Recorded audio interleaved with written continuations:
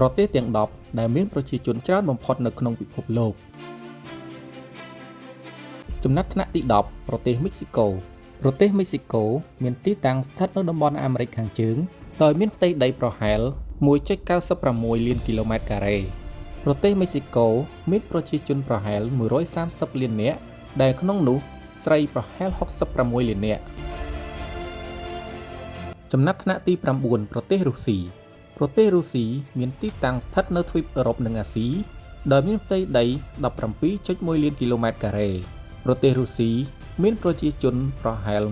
146លាននាក់ដោយក្នុងនោះមានប្រហែល78លាននាក់ជាមនុស្សស្រីចំណាត់ថ្នាក់ទី8ប្រទេសបង់ក្លាដេសប្រទេសបង់ក្លាដេសមានទីតាំងស្ថិតនៅតំបន់អាស៊ីខាងត្បូងដោយមានផ្ទៃដី 148,000 គីឡូម៉ែត្រការ៉េ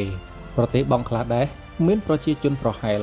173លាននាក់ដោយក្នុងនោះប្រហែល85លាននាក់ជាមនុស្សស្រីចំណាត់ថ្នាក់ទី7ប្រទេសនីសេរីយ៉ាប្រទេសនីសេរីយ៉ាមានទីតាំងស្ថិតនៅទ្វីបអាហ្វ្រិកដែលមានផ្ទៃដីប្រហែល 923,000 គីឡូម៉ែត្រការ៉េប្រទេសនីសេរីយ៉ាមានប្រជាជនប្រហែល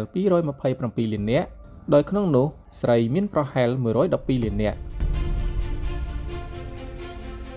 ចំណាត់ថ្នាក់ទី6ប្រទេសប្រេស៊ីលប្រទេសប្រេស៊ីលមានទីតាំងស្ថិតនៅតំបន់អាមេរិកខាងត្បូង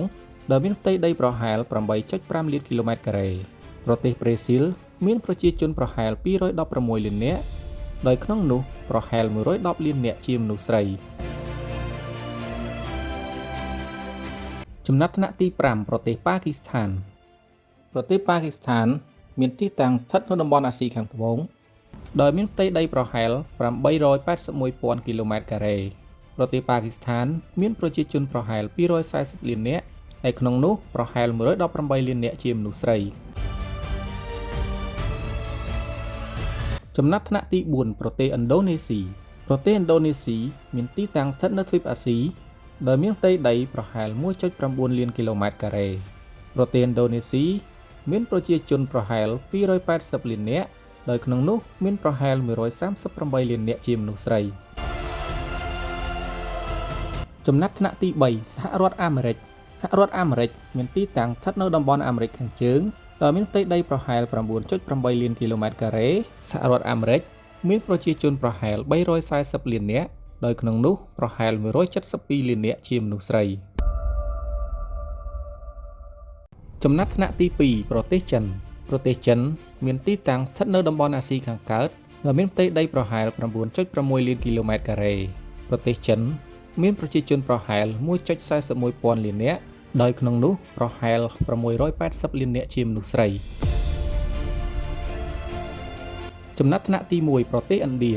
ប្រទេសឥណ្ឌាមានទីតាំងស្ថិតនៅតំបន់អាស៊ីខាងត្បូងដែលមានផ្ទៃដីប្រហែល 3.28 លានគីឡូម៉ែត្រការ៉េប្រទេសឥណ្ឌាមានប្រជាជនប្រហែល 1.43 ពាន់លាននាក់ដោយក្នុងនោះស្រីប្រហែល690លាននាក់ដែលជាចំនួនច្រើនបំផុតនៅក្នុងពិភពលោកអរគុណសម្រាប់ការតាមដានទស្សនាសូមចុច like និង Subscribe ដើម្បីទទួលបាននូវវីដេអូផ្សេងបន្ថែមទៀតនិងជួបគ្នានៅវីដេអូបន្ទាប់